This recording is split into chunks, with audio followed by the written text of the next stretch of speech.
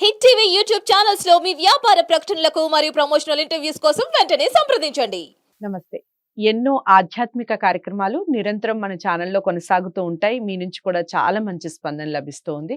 అందులో భాగంగా ధర్మ సందేహాల రూపంలో చాలా విషయాల్ని మనకి వివరించడానికి ఈరోజు మనతో పాటు ఉన్నారు. మనందరికీ సుపరిచితులు, ప్రముఖ జ్యోతిష్య వాస్తు పండితులు బ్రహ్మశ్రీ డాక్టర్ నాయకంటి మల్లికార్జున శర్మ గారు. కొన్ని ధర్మ సందేహాల రూపంలో అడిగే ప్రయత్నం చేస్తాను. వీడియోస్ ఎక్కడా స్కిప్ చేయకండి. ఏవైనా డౌట్స్ ఉంటే కామెంట్ బాక్స్లో తెలియచేయండి. గురువు గారిని కలవాలి అనుకుంటే స్క్రీన్ మీద కనపడే నెంబర్కి కాల్ చేయండి. గురుగారు నమస్కారం అండి. నమస్కారం. గురుగారు, తులసి చెట్టు చాలా మంది పొద్దున్నే లేసి తులసి పూజ చేసుకునే వాళ్ళు ఉంటారు.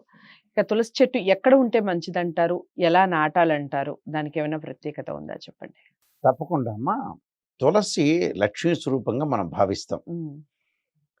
ఇక్కడ తులసి చెట్టుని పెట్టుకోవటంలో, తర్వాత ఎక్కడైనా నాటటంలో కొన్ని ప్రత్యేకమైన విషయాలు ఉన్నాయి. సహజంగా ఏంటంటే భూమిలో నాటుతారు, ఇప్పుడేమో కుండీలు వచ్చినాయి, ఆ కుండీల్లో పెడుతున్నారు. అపార్ట్మెంట్ కల్చరు, బయట అంత ప్లేస్ అనేది ఉండదు, అంత స్పేస్ అనేది ఎక్కువగా ఉండదు, కాబట్టి కేవలం కుండీల్లోనే పెట్టుకుంటున్నారు. అయితే ఏమిటి వాస్తుశాస్త్రం ఏం చెప్పబడింది? అపరాజిత పృచ్ఛలో కానీ, సమరాంగణ సూత్రధారంలో కానీ, వాస్తుశాస్త్ర వివేకంలో కానీ, వీటిలన్ని గ్రంథాలను కూడా చూస్తే ఎప్పుడు కూడా తులసి చెట్టు అనేది ఈశాన్యంలో కానీ, ఉత్తరంలో కానీ, తూర్పు భాగంలో పెట్టుకోవచ్చు. అంటే తూర్పు ఈశాన్యం, ఉత్తర ఈశాన్యంలో పెట్టుకోవచ్చు. దాని తర్వాత వాయువ్య భాగంలో పెట్టుకోవచ్చు, తూర్పు ఉత్తర భాగాల్లో పెట్టుకోవచ్చు. కానీ పాత రోజుల్లో ఎలా ఉండేదంటే తులసి చెట్టు ఏ ముఖద్వారమైనా వెనక ఉండేది.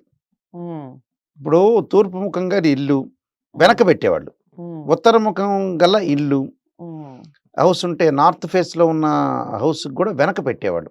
అలా సౌత్కి కానీ వెస్ట్కి కానీ ఉన్న ప్రతి ఇంటికి కూడా వెనక పెట్టేవాళ్ళు. వెనక పెట్టి ఆ వెనక ప్రదక్షిణ చేయటానికి అంటే వంటగది, అలానే తులసి చెట్టు, ఆ తులసి చెట్టును మధ్యలో పెట్టి స్త్రీలు చక్కగా స్నానం చేసి వచ్చి లోపల వంటింట్లోకి వెళ్లకుండా తులసి చెట్టు ప్రదర్శన చేసేవాళ్ళు, దీపారాధన చేసి అప్పుడు వంటింట్లోకి వెళ్ళేవాళ్ళు.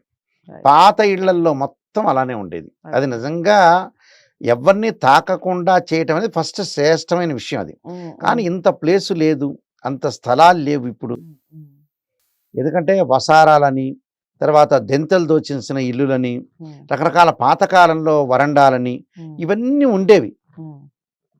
కానీ ఇవన్నీ కూడా మండువాలని ఇలాంటి ఇళ్ళన్నీ లేవు ఇప్పుడు. ఇప్పుడంతా కూడా కల్చర్ మారిపోయింది కాబట్టి తులసి చెట్టును ఒక చోట పెట్టుకుంటారు, పెట్టుకొని పూజ చేస్తుంటారు. ఈ తులసి కళ్యాణం చేస్తారు, దామోదర తులసి కళ్యాణం చేస్తుంటారు కార్తీక మాసంలో. శివుడు ఆరాధన ఎంత ప్రాధాన్యం ఉంటుందో దామోదరుడి యొక్క ఆరాధన కూడా ఎంతో ప్రాముఖ్యత ఉంటుంది. తులసి కళ్యాణం చేస్తుంటారు సత్యనారాయణ స్వామి వ్రతంతో పాటు. అలాగా ఏదైతే తులసి చెట్టును లక్ష్మీ స్వరూపంగా మనం భావించి, అంటే ఏ రోజు నాటాలని కూడా కొంత ఉంటుంది. అయితే ఏంటంటే మంగళవారం శనివారం కాకుండా బుధ గురు శుక్రవారాలు ఎప్పుడైనా నాటచ్చు. అంటే బుధవారం కానీ, గురువారం కానీ, శుక్రవారం కానీ, సోమవారం కానీ, అంటే ఈ 4 రోజులు, అంటే శనివారం, మంగళవారం, ఆదివారం వదిలేయాలి. అంటే బుధ గురు శుక్రవారాలు చాలా శ్రేష్టమైనవి ఏదైనా సరే. అప్పుడు తులసి చెట్టును ఆ 3 రోజుల్లో ఒక మంచి రోజున, ఒక మంచి తిథి రోజున, ఆ రోజున పంచమి రోజున కానీ, సప్తమి రోజున కానీ ఇలా నాటచ్చు.